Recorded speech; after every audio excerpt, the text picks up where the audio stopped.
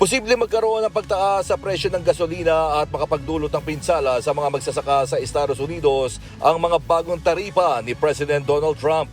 Ayon sa mga analysts, ang 25% na taripa sa mga imports mula Mexico, 10% na taripa sa energy mula Canada at 20% na dagdag sa taripa ng mga produktong mula sa China ay magpapataas sa presyo ng gasolina.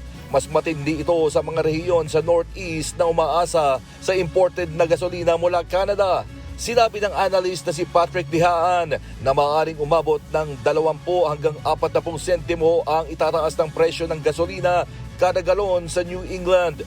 Bukod sa gasolina, nagbabala rin ng mga farm groups na mapipinsalang 191 billion US dollars o halos 11 trillion pesos na agricultural export sector ng Amerika dahil sa mga taripa.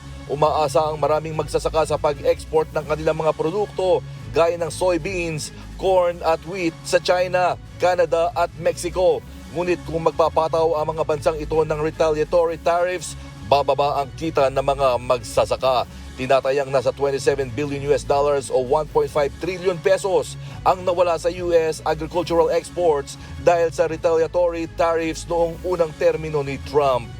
James Bontuyan, humahataw sa balita ngayon.